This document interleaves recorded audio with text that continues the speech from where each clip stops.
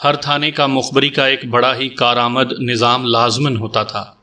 بعض تھانے دار اس نظام کو اور زیادہ بہتر بنا لیا کرتے تھے۔ جو ہی کہیں سنگین واردات ہو جاتی تھی، مخبر خود ہی تھانے پہنچ جایا کرتے تھے۔ ان مخبروں میں شہر یا علاقے کے معززین بھی شامل ہوتے تھے، جو تھانے دار کو خوش رکھنے کی غرض سے مخبری کیا کرتے تھے۔ اس کو آپ مخبری کہہ لیں یا چغل خوری کہہ لیں۔ یہ لوگ اپنی اور اپنے افراد خانہ کی کرتوت پر پردہ ڈالنے کے واسطے دوسرے گھروں کے اندر کی باتیں معلوم کرتے رہتے تھے اور ہر کسی پر نظر رکھتے تھے، اور اس ٹو میں لگے رہتے تھے۔ عورتوں پر بھی ان کی نظر رہتی تھی اور ان عورتوں کی نقل و حرکت کو دیکھتے رہتے تھے۔ پولیس کے یہ معزز مخبر دراصل پیشہ ور اور خاندانی خوشامدی اور چاپلوس ہوا کرتے تھے۔ سب سے پہلے جو معزز مخبر میرے پاس آیا وہ ایک سکھ تاجر تھا، جس کا کپڑے کا کاروبار تھا۔ وہ سوشل ورکر بھی تھا اور گردوارہ کمیٹی کا سربراہ بھی، اور انگریز ڈپٹی کمشنر جب کبھی دورے پر آتا تو وہ استقبال کرنے والوں میں پیش ہوتا۔ یوں کہہ لیں کہ وہ ایک قسم کا دیگ کا چمچہ تھا۔ کوئی بھی تھانے دار نیا جاتا، وہ سب سے پہلے تھانے پہنچ کر اس کے پاس درباری بن کر سلام کر کے اس کا خاص قابل اعتماد مخبر یا چغل خور بن جاتا۔ وہ دراصل میرے بلاوے پر آیا تھا۔ مجھے یہ معلوم تھا کہ اس نے اپنے مخبر پالے ہوئے ہیں۔ وہ بڑا امیر تاجر تھا۔ میں نے وقوع والے گھر سے تھانے میں آ کر سب سے پہلے اس کو بلایا تھا، اور وہ دوڑتا ہوا میرے پاس پہنچا تھا۔ وہ اس معاملے میں تو کوئی رائے نہیں دے سکتا تھا کہ یہ نقب کس نے لگائی ہے۔ میں نے اس سے پوچھا کہ وہ نقب والے گھر کی لڑکی کلونت کور اور اس کی نوکرانی بلو کے بارے میں کچھ جانتا ہے تو بتائے۔ اس نے بتایا کہ کلونت کور کو ایک مسلمان صوبے دار کے بیٹے امجد کے ساتھ کھیتوں میں 2-3 بار کھڑے باتیں کرتے دیکھا گیا۔ کلونت کور کا چال چلن کی بابت اس نے تسلی کا اظہار کیا اور کہا کہ یہ لڑکی چال چلن کی خراب نہیں۔ وہ لڑکا امجد کوئی اچھے اخلاق والا نہیں، بڑا ہی شوباز اور اکڑ دکھانے والا لڑکا ہے۔ اس بارے میں کچھ اور باتیں پوچھیں، لیکن وہ کوئی خاص بات نہ بتا سکا۔ پھر میں نے بلو کی بابت پوچھا۔ اس نے بتایا کہ یہ لڑکی چال چلن کے معاملے میں داغدار ہے، لیکن ایسی نہیں کہ اس کو آوارہ گرد کہیں۔ اس نے کہا کہ بیچاری یتیم لڑکی ہے، اور یہ بھی بتایا کہ گردوارہ کمیٹی نے یہ فیصلہ کیا تھا کہ بلو کو کلونت کے باپ اپنے گھر میں رکھ لے۔ آپ یہ نہ سمجھیں کہ میں نقب زنی کی اس واردات کی بس یہی تفتیش کر رہا تھا۔ کلونت کور اور بلو کا چال چلن کیسا تھا اور ان کے تعلقات کس کس کے ساتھ تھے، وہ ایک الگ پہلو تھا۔ دوسرے پہلو کی تفتیش میرا جونیئر سب انسپیکٹر اور ASI کر رہے تھے۔ یہ میں نے بتا دیا ہے کہ وہ کیا تفتیش کر رہے تھے۔ اس کے بعد میرے 2-3 اور مخبر آئے، اور ان سے بھی میں نے ایسی ہی باتیں دریافت کیں۔ کچھ تو انہوں نے اس سکھ تاجر کی رپورٹ کی تائید کی، اور ان سے معلوم ہوا کہ بلو گھر سے باہر گھومتی پھرتی ہے اور کبھی ایسی ہنستی کھیلتی اور باتیں کرتی یعنی پاگل لگتی ہے۔ انہوں نے یہ بھی کہا کہ کبھی وہ زندہ دل لڑکی لگتی ہے اور ایسے لگتا ہے کہ فوراً ہاتھ آ جائے گی، لیکن ایسی بالکل نہیں۔ 2 مخبروں نے یہ رائے بھی دی کہ ہاتھ آنے والی تو نہیں، لیکن کوئی زیادہ مضبوط اخلاق والی بھی نہیں۔ یہ تو کوئی خاص باتیں نہیں تھیں جو ان لوگوں نے مجھے بتائیں۔ بلو کے بارے میں خود ہی اپنی نظر سے اور اس کے ساتھ کچھ وقت گزار کر بہت کچھ جان چکا تھا۔ مخبروں نے بہت ہی کارآمد بات ایک اور بتائی۔ اس قصبے میں لہنگا سنگھ ایک مونا سکھ تھا۔ مونا سکھ کا مطلب یہ ہوتا ہے کہ وہ داڑھی نہیں رکھتا تھا اور سر کے بال بھی بڑھنے نہیں دیتا تھا۔ ویسے تو سکھوں کے بال بڑے ہوئے ہوتے ہیں، لہنگا سنگھ باقاعدہ ہیئر کٹ کرواتا تھا۔ وہ لہنگا سنگھ مشہور تھا اور جرائم پیشہ بھی تھا۔ اس قسم کے لوگوں کا دراصل کوئی مذہب ہوتا ہی نہیں۔ اس کی عمر 30 سال ہو چکی تھی۔ اس کو تو میں نے بھی دیکھا ہوا تھا، لیکن زیادہ جانتا نہیں تھا۔ اس نے کبھی شادی کی تھی اور بیوی جلدی مر گئی، اور پھر اس نے شادی نہیں کی۔ اس قماش کے آدمی عموماً شادی کیا ہی نہیں کرتے۔ ان کا اٹھنا بیٹھنا طوائفوں اور بدکار عورتوں کے ساتھ رہتا ہے۔ لہنگا نے ڈکیتی کی ایک واردات میں 3 سال سزائے قید بھی کاٹی تھی۔ یہ جو میں نے تصویر پیش کی ہے، یہ ایک بڑے ہی گھٹیا اور بدصورت آدمی کی تصویر بنتی ہے، لیکن لہنگا خوبرو آدمی تھا۔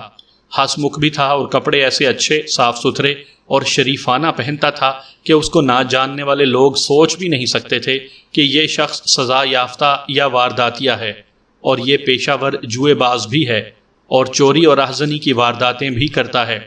قصبے میں ہر قسم کے آدمی کے ساتھ اس کی بڑی اچھی سلام دعا تھی، اور ہر کسی کی غمی خوشی میں شریک ہوتا تھا۔ اس میں خوبی یہ تھی کہ کبھی کوئی واردات اپنے قصبے میں یا قصبے کے ارد گرد قریب کے کسی گاؤں میں نہیں کی۔ وہ اپنے گھر میں اکیلا رہتا تھا۔ اس کا ایک بالکا یا شاگرد اس کی روٹی پانی کا انتظام کیا کرتا تھا۔ خاص بات یہ معلوم ہوئی تھی کہ لہنگے کا بلو نوکرانی کے ساتھ معاشقہ چل رہا ہے۔ بلو کو جب بھی موقع ملتا تھا وہ لہنگے کے گھر پہنچ جایا کرتی تھی۔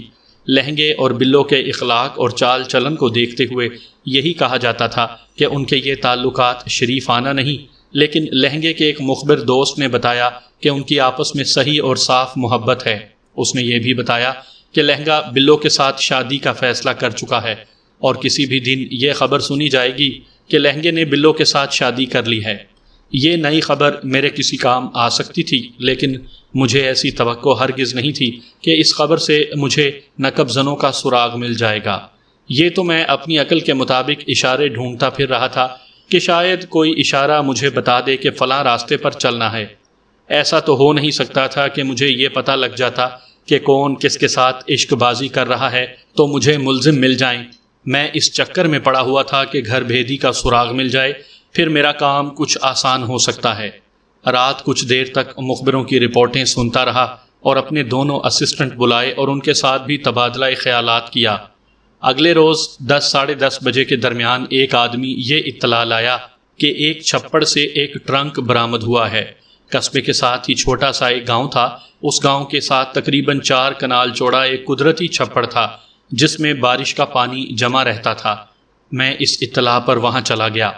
چھپڑ کے کنارے بڑا پرانا بڑ کا ایک درخت تھا جس کا تنا بہت ہی پھیلا ہوا تھا۔ وہاں کالے رنگ کا ایک ٹرنک پڑا ہوا تھا جس کو تالا تو لگا ہوا تھا لیکن تالا کھلا ہوا تھا۔ وہاں مجھے بتایا گیا کہ گاؤں کی بھینسیں اس چھپڑ کے پانی میں جا کر بیٹھ جاتی ہیں اور گاؤں کے بچے اس چھپڑ میں اترتے اور تیرتے رہتے ہیں۔ 2-3 بھینسیں چھپڑ کے اندر جا کر بیٹھ گئیں اور ان کو اٹھانے کے واسطے 2 لڑکے پانی میں اتر گئے۔ ایک لڑکے کا پاؤں ٹرنک کے ساتھ لگا تو اس نے ڈبکی لگا کر دونوں ہاتھ ٹرنک کو لگائے اور اس پر پھیرے، اور باہر آ کر اس نے بتایا کہ پانی میں ایک ٹرنک پڑا ہوا ہے۔ گاؤں کے آدمیوں کو پتہ لگا تو انہیں شک ہوا کہ یہ ٹرنک اس واردات والا ہی نہ ہو جو سکھ آڑتی کے گھر میں ہوئی ہے۔ نقب زنی کی خبر اس گاؤں میں پہنچ گئی تھی۔ اس زمانے میں پولیس دیانتداری سے اپنے فرائض پورے کیا کرتی تھی، اور اسی وجہ سے لوگ ملزموں کو پکڑنے کے واسطے پولیس کی پوری مدد کیا کرتے تھے۔ 2 آدمیوں نے پانی میں اتر کر ٹرنک نکال لیا اور باہر لے آئے۔ تالا ہٹا کر ٹرنک کو کھولا گیا تو اس میں پانی بھرا ہوا تھا اور کپڑے بھی اس میں موجود تھے۔ گاؤں والوں نے یہ فیصلہ کیا کہ ٹرنک یہیں پڑا رہنے دیا جائے اور تھانے اطلاع کر دی جائے۔ ان کا خیال تھا کہ یہ ٹرنک واردات والے گھر کا ہو سکتا ہے۔ میں نے ٹرنک کا رنگ اور سائز دیکھا تو میں سمجھ گیا کہ یہ سکھ آڑتی کے گھر کا ہی ٹرنک ہے۔ ایک آدمی کو دوڑایا کہ وہ سکھ آڑتی کو ساتھ لے آئے اور ٹرنک کی شناخت کروائے۔ سکھ آیا اور دیکھتے ہی اس نے ٹرنک شناخت کر لیا، پھر کپڑے نکال کر دیکھے۔ اس بیچارے نے اتنی تیزی سے کپڑے باہر نکالے جیسے اس کے زیورات اور رقم بھی اس میں موجود ہوگی، لیکن کپڑوں کے سوا اس میں کچھ بھی نہیں رہا تھا۔ بعد میں مجھے بتایا گیا تھا کہ کپڑوں میں سے کچھ کپڑے نقب زن لے گئے تھے۔ میں نے ٹرنک کی برآمدی کا کاغذ تیار کیا اور تحریر پر 2 گواہوں کے انگوٹھے لگوائے اور ٹرنک تھانے میں لے آیا۔ میں تھانے میں پہنچا ہی تھا کہ میرے پیچھے پیچھے گاؤں کا ایک سیانہ ایک ادھیڑ عمر عورت کو ساتھ لے کر آیا، اور عورت نے مجھے یہ بیان دیا کہ آدھی رات کے وقت وہ رفع حاجت کے واسطے گاؤں سے باہر نکلی تو چاندنی میں اس کو 3 آدمی نظر آئے جو ٹرنک کھول رہے تھے۔ عورت پیچھے ہی رک گئی اور دیکھتی رہی۔ وہ آدمی بڑ کے نیچے تنے کے قریب بیٹھے ہوئے تھے۔ چاندنی اتنی صاف تھی کہ وہ آدمی نظر آ رہے تھے، لیکن بڑ کے سائے کی وجہ سے ان کے چہرے پہچانے نہیں جاتے تھے، نہ یہ نظر آتا تھا کہ انہوں نے ٹرنک میں سے کیا کچھ نکالا ہے۔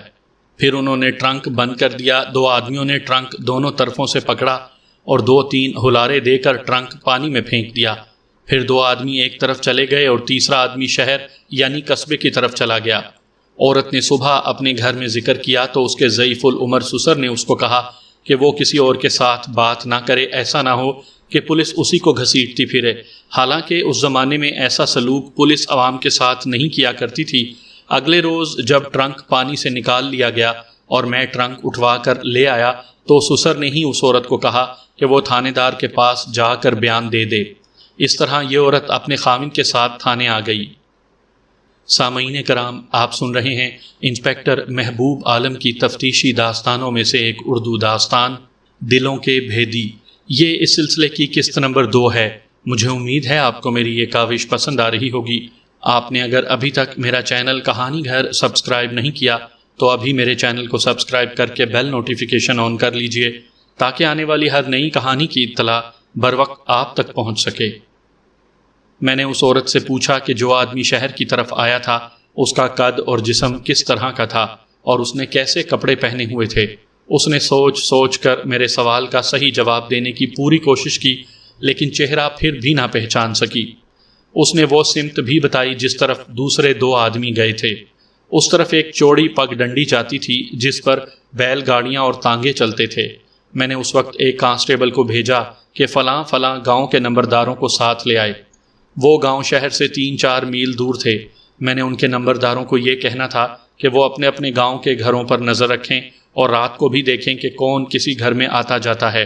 نمبرداروں کو معلوم تھا یہ کام کس طرح کرنا ہے۔ اب میرے سامنے 2 مشتبہ تھے۔ ایک لہنگا جس کا بڑا گہرا تعلق بلوں کے ساتھ تھا۔ یہ ہو سکتا تھا کہ بلوں نے گھر بھیدی بن کر لہنگے سے ہی یہ واردات کروائی ہو، لیکن ساتھ ہی یہ خیال بھی آتا تھا کہ بلوں کے ساتھ تو اس گھر میں بیٹیوں جیسا سلوک ہوتا تھا، پھر وہ اس گھر کو اتنا زیادہ نقصان پہنچانے کے واسطے کیوں تیار ہو گئی؟ میں جب اس سوال پر غور کرتا تھا تو کچھ اندھیرا سا نظر آتا تھا۔ بہرحال لہنگے کو شامل تفتیش تو کرنا ہی تھا۔ دوسرا مشتبہ امجد تھا۔ امجد کو مال اور دولت کی ضرورت نہیں تھی، نہ وہ جرائم پیشہ تھا۔ اگر یہ واردات اس نے ساتھ ہو کر کی یا کروائی تھی تو یہ اس کا انتقامی اقدام تھا۔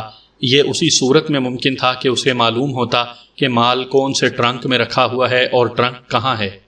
میں نے سوچا کہ امجد کو پہلے طلب کیا جائے۔ وہ میں نے کیا۔ وہ جلد آ گیا۔ قصبے کا ہی رہنے والا تھا اور اس کا گھر تھانے سے دور بھی نہیں تھا۔ میں نے اسے دیکھا تو مجھے اچھا لگا۔ قد بھی اس زمانے کے مطابق بڑا ٹھیک ٹھاک اور جسم گھٹا ہوا اور چہرے سے خوبرو بھی تھا، لیکن جب اس کے ساتھ باتیں ہوئیں تو پتہ لگا کہ عقل کا کورا ہی ہے۔ میں نے دل میں طے کر لیا کہ اس کے ساتھ بلوں کی طرح پیار و محبت سے بات کروں گا۔ امجد بھائی، میں نے اسے اپنے پاس بٹھا کر کہا، تم ملزم نہیں ہو اور مجھے تم پر کوئی شبہ بھی نہیں۔ تم ابھی نو عمر ہو اور نہیں جانتے کہ زمین کے نیچے جا کر کوئی بھی حرکت کی جائے تو زمین اس کو اگل کر باہر پھینک دیتی ہے اور لوگوں کو پتہ لگ جاتا ہے۔ تمہارا تعلق کلونت کور کے ساتھ ہے تو یہ کوئی جرم نہیں۔ نہ میں تم سے اس بابت کوئی سوال کر سکتا ہوں، نہ کروں گا۔ میں نے تم سے تھوڑی سی مدد لینی ہے تاکہ ملزموں تک پہنچ سکوں۔ اس طرح میں نے بات شروع کی اور اسے کچھ پھونک دی اور کہا کہ سکھوں کی سب سے زیادہ خوبصورت لڑکی اس پر مرتی ہے۔ وہ خوش ہوتا رہا اور ذرا سا بھی نہ سمجھ سکا کہ میں اس سے کس طرح اصل بات نکلوا رہا ہوں۔ میں نے اس طرح ہیر پھیر کر بات کی کہ یہ لڑکی اس کے پیچھے اتنی دیوانی ہو گئی تھی کہ اس کو یہ بھی بتا دیا تھا کہ اس کے زیورات اور رقم کس جگہ رکھی ہے۔ امجد ایسا بے وقوف نکلا کہ پھونک میں آ کر میری ہاں میں ہاں ملاتا گیا اور میری اس بات کو صحیح ثابت کر دیا کہ اسے معلوم تھا کہ زیورات وغیرہ کہاں رکھے ہیں۔ میں اس پر زور دیتا رہا کہ اسے یہ بھی معلوم تھا کہ ٹرنک کون سے کمرے میں اور کس جگہ رکھا ہوا تھا۔ میری اس بات پر وہ چونک پڑا اور مجھ سے پوچھا کہ یہ باتیں کیا کلونت کور نے مجھے بتائی ہیں؟ میں نے ہنستے ہوئے کہا کہ مجھے تو یہ بھی معلوم ہے کہ کلونت کور محبت کو ناپاک کرنے پر راضی نہیں ہو رہی تھی۔ کیا تم اس کے ساتھ شادی کرنا چاہتے تھے؟ میں نے پوچھا۔ نہیں جی، اس نے جواب دیا، میری اپنی رشتہ داری میں سے ایک سے بڑھ کر ایک خوبصورت لڑکی موجود ہے۔ میں نے بھلا ایک سکھنی کے ساتھ ہی شادی کرنی تھی؟ میں تو اس کے ساتھ دوسری قسم کی دوستی چاہتا تھا، لیکن ابھی وہ مان نہیں رہی تھی۔ میں اس کو اور زیادہ سر چڑھاتا گیا اور آخر کہا کہ اب یہ بتا دے کہ اس نے یہ واردات انتقامی طور پر کروائی ہے یا اس کا کچھ اور مقصد تھا۔ اس بات پر تو وہ تڑپنے لگا اور قسمیں کھا کھا کر کہنے لگا کہ وہ اتنا گھٹیا اور ذلیل آدمی نہیں کہ اتنا بڑا جرم کرتا یا کسی سے کرواتا۔ میں نے کچھ اور سوچا ہوا تھا۔ میں اس پر یہی الزام لگاتا رہا کہ اس نے انتقاماً واردات کروائی ہے اور وہ انکار کرتا رہا۔ میں نے اس کے انکار کو تسلیم نہ کیا اور یہ کہا کہ اب وہ چلا جائے اور میں اسے پھر بلاؤں گا اور وہ سوچ سمجھ کر مجھے جواب دے۔ اگر میں اس کا انکار تسلیم کر لیتا تو وہ فوراً اٹھتا اور بھاگ جاتا، لیکن وہ تو وہاں سے اٹھ ہی نہیں رہا تھا۔ وجہ یہ کہ میں اس کو پکا مشتبہ کہہ رہا تھا۔ بڑی مشکل سے اسے اٹھایا اور بھیج دیا۔ میں نے 2 مخبر تیار کر رکھے تھے۔ امجد کے جانے کے بعد میں نے ان مخبروں کو بلا کر کہا کہ اب وہ امجد پر نظر رکھیں اور دیکھیں کہ یہ کہاں جاتا ہے اور کس سے ملتا ہے۔ میں نے یہ بھی کہا کہ رات کے وقت بھی اس کو دیکھتے رہنا ہے۔ میں نے سوچا یہ تھا کہ یہ اگر ملزم ہے اور اس نے واردات کروائی ہے یا اس میں خود بھی شامل تھا تو یہ فوراً یا رات کے وقت اپنے ساتھیوں کے پاس ضرور جائے گا اور انہیں بتائے گا کہ تھانے دار نے اس پر شبے کا صاف اظہار کر دیا ہے۔ اب لہنگے کی باری تھی۔ کچھ جرائم پیشہ مشتبہ ابھی تھانے میں موجود تھے۔ میں نے ان میں سے 3-4 کو الگ کیا اور ہر ایک کو الگ الگ کر کے یعنی اکیلے اکیلے اپنے پاس بٹھا کر لہنگے کی بابت پوچھنے لگا۔ یہ لوگ ایک دوسرے کے خلاف کم ہی بولا کرتے تھے، لیکن تھانے میں ان کے ساتھ جو سلوک ہو رہا تھا اس سے وہ تنگ آ گئے تھے۔ اس وجہ سے انہوں نے کچھ باتیں بتا دیں۔ ان کے خیال میں یہ باتیں کوئی زیادہ اہم نہیں تھیں، لیکن میرے واسطے یہ باتیں کارآمد ثابت ہو سکتی تھیں۔ ان سب کی بتائی ہوئی باتوں سے یہ پتہ لگا کہ لہنگا اس قصبے سے ہمیشہ کے لیے جا رہا تھا۔ میں نے وجہ پوچھی تو یہ جواب ملا کہ لہنگا اس وہم میں مبتلا ہو گیا ہے کہ اس کی قسمت بگڑ گئی ہے اور یہ قصبہ اس کے واسطے منحوس ثابت ہو رہا ہے۔ وہ مسلسل جوا ہار رہا تھا اور کچھ عرصے سے اس نے کوئی واردات نہیں کی تھی۔ اس کے دل پر یہ ڈر بیٹھ گیا تھا کہ اس نے واردات کی تو پکڑا جائے گا۔ یہ تو میں جانتا تھا کہ یہ لوگ وہمی ہوتے ہیں اور جوتشیوں اور نجومیوں کے پاس جاتے رہتے ہیں۔ ان جرائم پیشہ اشخاص نے مجھے بتایا کہ لہنگے نے ایک جوتشی کو ہاتھ دکھایا تھا تو جوتشی نے اس سے کہا تھا کہ وہ اس شہر سے نکل جائے تو پھر اس کی قسمت جاگ اٹھے گی۔ قصبے سے ہمیشہ کے واسطے چلے جانے کی ایک وجہ یہ بھی تھی کہ یہاں اس کی 2 آدمیوں کے ساتھ بڑی سخت دشمنی ہو گئی تھی۔ وہ آدمی اتنی طاقت اور اثر والے تھے کہ اس کو نقصان پہنچا سکتے تھے۔ میں نے لہنگے کو پھانسنے کا ایک اور طریقہ اختیار کیا۔ میں نے جس طرح امجد کو پریشان کر کے بھیجا اور اس پر مخبر لگا دیے تھے، اسی طرح میں لہنگے کے ساتھ بھی کر سکتا تھا، لیکن وہ تمام مخبروں کو اچھی طرح جانتا اور پہچانتا تھا۔ اس واسطے اس کے ساتھ امجد والا طریقہ اختیار نہیں کیا جا سکتا تھا۔ میں نے 1.5-2 گھنٹے صرف کر کے ایک خاص انتظام کیا۔ یہ سارا انتظام جب مکمل ہو گیا اس وقت غالباً 1 یا 1:30 بج گیا تھا۔ لہنگے کے ایک شاگرد کو جو اس کے ساتھ رہتا اور اس کے کھانے پینے کا انتظام کرتا تھا، ایک کانسٹیبل کو بھیج کر تھانے بلوایا۔ اس کا نام پتہ انہی مشتبہوں سے معلوم کر لیا تھا۔ کانسٹیبل اسے جلد ہی لے آیا۔ وہ 22-23 سال عمر کا نوجوان تھا۔ آڑت کی منڈی میں کوئی محنت مزدوری کا کام کرتا تھا اور چھوٹی موٹی چوری چکاری کر لیا کرتا تھا۔ میں نے پہلے تو اس کو ڈرایا اور کہا کہ لہنگے کو نہ بتانا کہ تمہیں تھانے طلب کیا گیا تھا۔ اس نے ہاتھ جوڑ کر کہا کہ وہ نہیں بتائے گا۔ پھر میں نے اس سے پوچھا کہ سکھ آڑتی کے گھر جس رات نقب لگی اس رات لہنگا گھر میں تھا یا نہیں؟ شاگرد نے ذرا جھجک کر جواب دیا کہ وہ گھر سویا ہوا تھا۔ اس وقت ASI میرے پاس بیٹھا ہوا تھا۔ میں نے شاگرد کی طرف سے توجہ ہٹا کر ASI کے ساتھ دھیمی آواز میں باتیں شروع کر دیں۔ مجھے معلوم تھا کہ لہنگے کا یہ بالکا میری باتیں سن رہا ہے۔ میں ASI کے ساتھ دھیمی آواز میں کہہ رہا تھا کہ مجھے لہنگے پر پورا شک ہے اور وہ اس واردات میں شامل تھا۔ میں پھر شاگرد کی طرف متوجہ ہوا اور اس سے 2-3 اور ویسے ہی بے معنی سی باتیں پوچھیں اور پھر 1-2 باتیں ASI کے ساتھ کیں۔ میرا بولنے کا انداز ایسا تھا جیسے رازداری کی باتیں کی جاتی ہیں۔